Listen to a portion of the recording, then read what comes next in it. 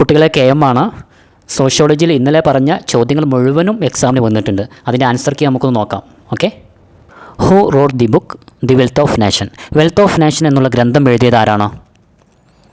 Answer Adam Smith ആണ്. Okay. Adam Smith 1776 the wealth of nation എന്നുള്ള പ്രശസ്തമായിട്ടുള്ള ഗ്രന്ഥം എഴുതിയിട്ടുള്ളത്.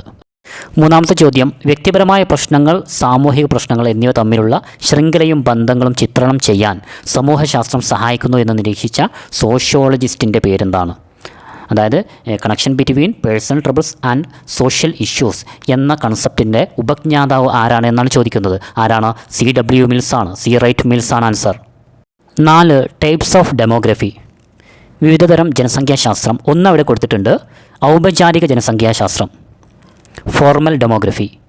അടുത്തതാണ് ചോദിക്കുന്നത്. Okay. Types of demography 1 formal demography, social demography, സാമൂഹിക ജനസംഖ്യാശാസ്ത്രം. ഓക്കെ. ആൻസർ ഏതാണ്? Social demography. ഒരു പ്രത്യേക പ്രദേശത്ത് ഒരു പ്രത്യേക കാലയളവിൽ ജീവനോടെ ജനിക്കുന്നവരുടെ എണ്ണത്തെ ഏത് പേരാണ് വിളിക്കുന്നത്?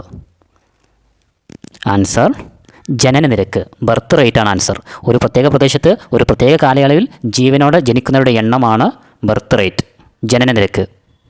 6ാമത്തെ ചോദ്യം, സ്വാതന്ത്ര്യത്തിന് ശേഷം നടപ്പിലാക്കിയ ഭൂപരിഷ്കരണങ്ങളിലൂടെ ഭൂ ഉടമസ്ഥാവകാശം ലഭിച്ച വലിയ ജനസംഖ്യയുള്ള ജാതികളെ സൂചിപ്പിക്കുന്ന പദം തിരിച്ചറിയാനാണ്. ആൻസർ ഡോമിനൻ്റ് കാസ്റ്റാണ്, പ്രബല ജാതിയാണ്. നാം പഠിച്ചിട്ടുണ്ട് പ്രബല ജാതിയുടെ പ്രത്യേകതകൾ. ദേ ഹാവ് ലാൻഡ് ഓണേഴ്സ്, അവരെന്താണ്? ഭൂ ഉടമസ്ഥരാണ്. അതേപോലെ പൊളിറ്റിക്കൽ ഇൻഫ്ലുവൻസ് ഉള്ള വ്യക്തികളാണ്, അല്ലെങ്കിൽ രാഷ്ട്രീയമായിട്ട് സ്വാധീനമുള്ള ഒരു സമൂഹമാണ്, അല്ലെങ്കിൽ സാമ്പത്തിക സ്വാധീനമുള്ള സമൂഹമാണ്. കൃത്യമായി പഠിച്ചിട്ടുണ്ട്. അതിൻ്റെ ഉദാഹരണങ്ങൾ കൂടി പഠിച്ചിട്ടുണ്ട്. ഏതൊക്കെയാണ്? പട്ടിദാർ, ഓക്കെ, മറാത്തകൾ, അതേപോലെ റെഡ്ഡീസ്. അതേപോലെ ഒരു എക്സാമ്പിൾ കൂടി പറയൂ, ഡോമിനൻ്റ് കാസ്റ്റിൻ്റെ പ്രബല ജാതിയുടെ ഒരു ഉദാഹരണം കൂടി പറയൂ. 7th question, political legal institution claiming control over A territory. ഒരിക്കൽ കൂടി പറയാം. ഒരു നിശ്ചിത പ്രദേശത്തിന് മേൽ രാഷ്ട്രീയവും നിയമപരവുമായിട്ടുള്ള അധികാരമുള്ള സ്ഥാപനമാണ്. ആൻസർ സ്റ്റേറ്റ്, രാഷ്ട്രമാണ് ആൻസർ. 8ാമത്തെ ചോദ്യം, ബ്രിട്ടീഷ് ഭരണകാലത്തുണ്ടായിട്ടുള്ള വ്യാവസായികവൽക്കരണം മൂലം തകർന്ന ഒരു പട്ടണത്തിൻ്റെ പേരാണ് എഴുതാൻ പറയുന്നത്. ആൻസർ ഏതാണ്? മസൂലി പട്ടണമാണ്. അതേപോലെ മസൂലി പട്ടണത്തെ പോലെ ഈ ബ്രിട്ടീഷുകാരുടെ കാലഘട്ടത്തിൽ തകർന്ന പട്ടണങ്ങളാണ് ഏതൊക്കെ? സൂറത്ത്, തഞ്ചാവൂർ, ധാക്ക, മുർഷിദാബാദ്. ഏതൊക്കെയാണ്? സൂറത്ത്, മസൂലി പട്ടണം, തഞ്ചാവൂർ, ധാക്ക, മുർഷിദാബാദ്. ഇതും ഇതേപോലെ തകർന്ന പട്ടണങ്ങളാണ്. 9ാമത്തെ ചോദ്യം, who started first school for woman in Pune? പൂനെയിൽ സ്ത്രീകൾക്ക് വേണ്ടിയിട്ട് ആദ്യ സ്കൂൾ സ്ഥാപിച്ചത് ആരാണ്? ജ്യോതിബ ഫൂലെ. അവിടുത്തെ ആദ്യത്തെ എച്ചന്മാരായിരുന്നു ഇദ്ദേഹത്തിൻ്റെ ഭാര്യയായിട്ടുള്ള സാവിത്രി ബായ് ഫൂലെ. ഓക്കെ, ക്ലിയർ അല്ലേ? ജ്യോതിബ ഫൂലെയുടെ സംഘടന സത്യശോധക് സമാജ്. രാജാ റാം മോഹൻ റോയ് സ്ഥാപിച്ചതാണ് ബ്രഹ്മസമാജം. ദയാനന്ദ സരസ്വതി ആര്യ സമാജം.